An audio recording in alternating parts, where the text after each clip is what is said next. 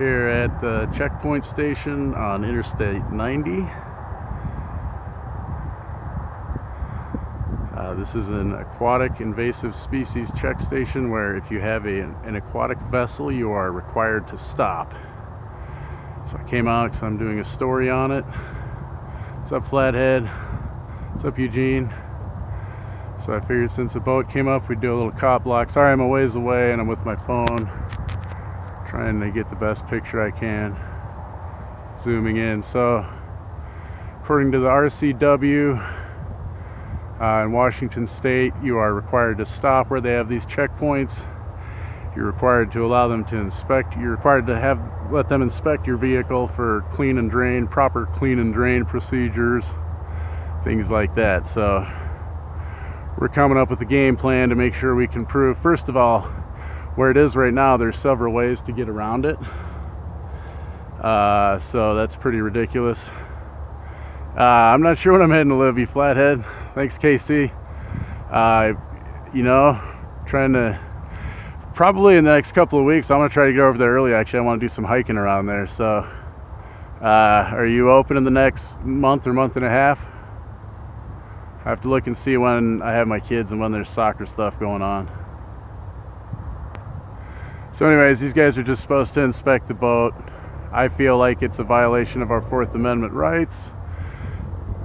I feel like it's an unlawful seizure. According to case law, though, if you pull over at one of these, you're willingly giving up that right. So, trying to figure it out. Right on, Flathead. Yeah, let's get something set up, man.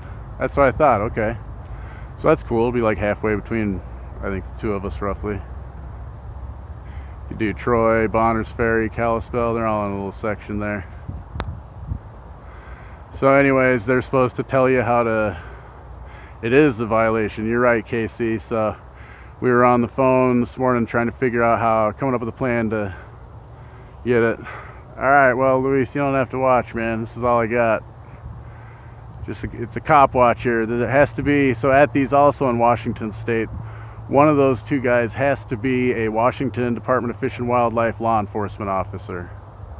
So, and according to the law, it's a second-degree violation of the Invasive Species Act if you do not allow them to inspect your vessel. So, like I said, we're coming up with some ideas of maybe how to keep them from violating our rights and still obey the law as far as stopping at this checkpoint, kind of like a border patrol type thing. Except this one, they don't make everybody stop. Like I said, I'm going to be doing a video very shortly within the next couple of days, just highlighting how really where it is right now. Like I said, there's several ways to get around it. So there's way better ways to go about preventing invasive species in our waterways than violating our rights.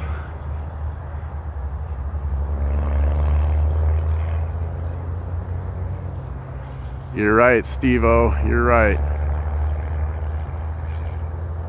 KC, I can't. I'm actually resting on a fence right now. They have me fenced out. I'm on the Spokane River. There's a trail for bikes and pedestrians along the river here. Otherwise, there's no access to it at all. This is a way station here. I'll pan over so you can kind of see it. It's a way station. So you can only exit off the freeway into the way station, or that's it. It's not an exit for anything else. It's just a way station. So this is really as close as I can get. Like I said, we're working up a way where we're actually we have some kayaks, so we're working out a way where we're gonna actually take the kayaks through there and have them not check them, things like that. But we just want to make sure that we're not gonna get hemmed up in the process. Yep, exactly, Casey. No, there's no dogs, but I mean, that's the whole point of it, is it's a law enforcement checkpoint. It's up there to prepare. So they're, you know, I mean, if they, like I was reading some of the case law regarding these, you know, a guy got in trouble because he had been smoking a joint on his way home and he came through. What's up, News Now Canuck? And, you know, they smelled it, so they got him out of the car and found some, so they hemmed him up that way. So, it seems like a while they got this guy. They're talking to him, though. They're probably checking me out, too. He got him out of his car, looks like. What's up, News Now Phoenix? I don't have a full battery here. Hopefully I don't run out. I wasn't necessarily planning on this, but just wanted to since I had an opportunity for a quick cop block here, even though it's from a distance, I wanted to get up. I have my other camera going too that's a little bit more zoomed in, so I'll use that footage later.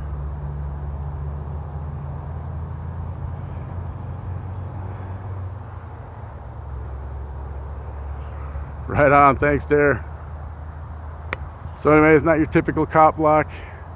There was also, where I came in here, there's a big parking lot along the river where people put in their boats. That's the other part of it, is where this is a popular place for people to float down the river. So people will literally drive by it, put in their boat, or come from Idaho, put their boat in the water, and then float by this checkpoint, and then take their boat out of the water on the other side of the checkpoint. So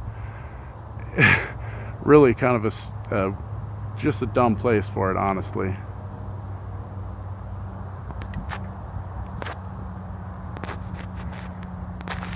All right, so in my spotter over there at that parking lot just texted and said, Republic, she's my spotter. She said that that guy's, she's pretty sure that the guy over in the parking lot, he's still there and he's watching her. So that means he's been there about 30 minutes at least, just sitting there doing nothing. Right on News Now. Whoop, right on News Now Phoenix. So just sitting there watching her for 30 minutes at least, that guy. So I'll probably, as soon as these guys are done, I'll shut her down. I'll go back there myself, see if he's there. Maybe I'll approach him, see what he's not doing with our money. Skaters. All right, so how this works. Yep, another illegal checkpoint. You're right, where's Waldo?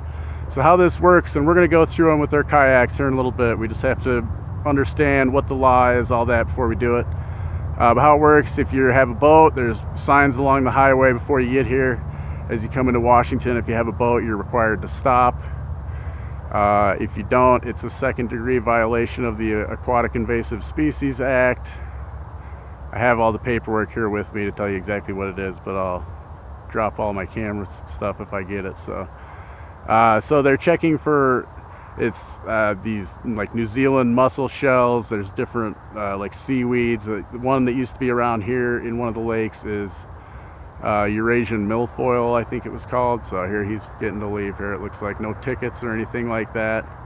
Now when you register your boat like that, you do pay a fee in your registration for aquatic invasive species prevention, which is, I guess, helping to pay for these checkpoints, which of course are also funded by our government.